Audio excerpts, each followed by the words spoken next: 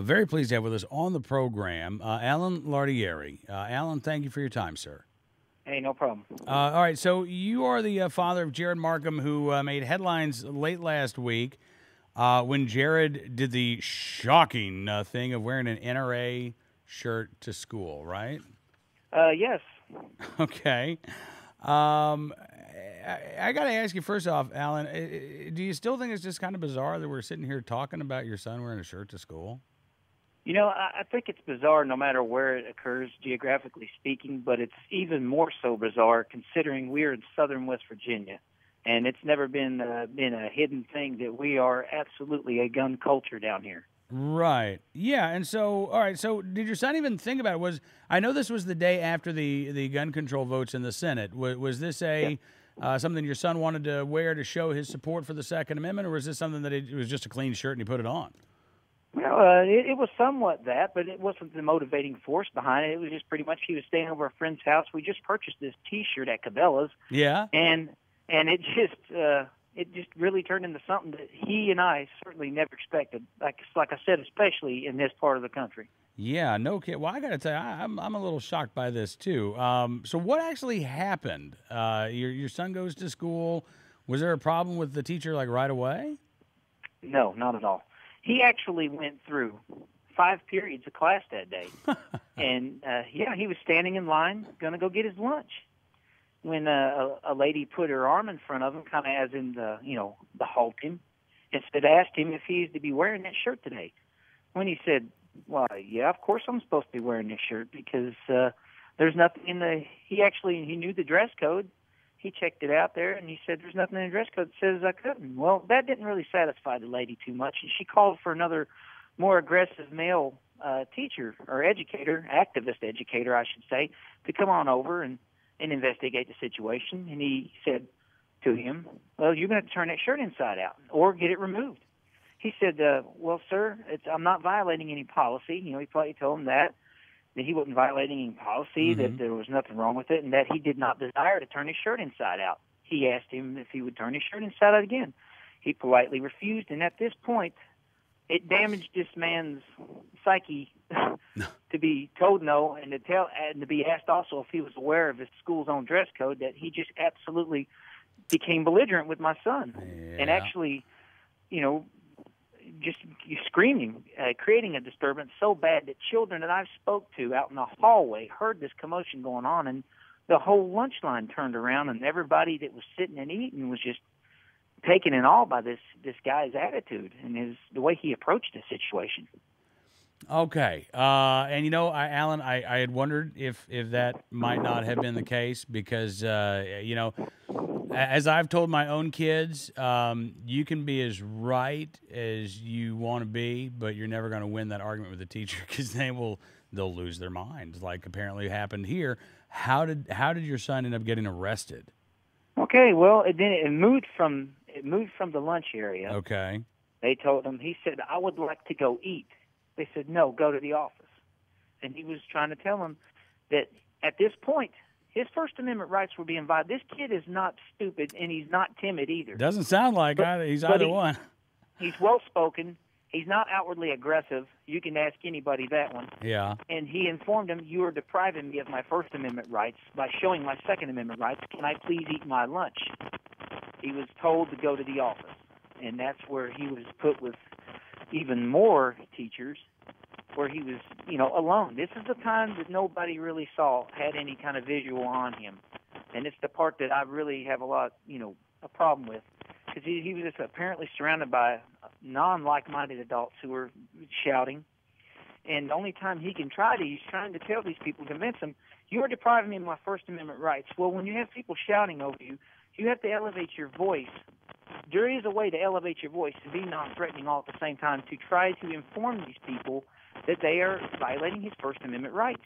Well, again, that's damaging their liberal psyche so much that they just can't handle that. The police eventually show up or are called. I don't know exactly who initiated the call or who actually asked for the call, but they did come.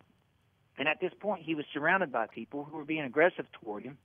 And then the law enforcement shows up, and he's trying to talk, and the cop tells him, "Hey, can you please listen to me. You know, he's trying to say, I'm trying to use my First Amendment rights. And then somewhere in that area, he was put in cuffs and escorted to the local police station. Okay. Is that when you were called? I was at work, and I got a panicky phone call from my mother-in-law and my wife, who at this point were melting down. They were nervous wrecks. The damage that this has done to my wife, it's really affected her. She wants everybody to know she supports her son. She's just trying to keep some anonymity for the family, for the other children and everything. Sure. And that's why we've not seen her. But she supports her son. But she's not really in a state where she can make statements or anything like that. But she does support her son. But she's a mom. You know, she's a mom, and you know, I'm sure eventually she'll, you know, get her nerve about her and come on out and talk with us. Right. But, you know, I just really feel bad for her. You know, Jared, he's so strong. You know, I'm so proud of him. And he's so resilient. You can't stop this kid. What has happened since then, Alan? I understand that today your son was back in school. We took him to school. And that was pretty much it. Then we talked with some administrators.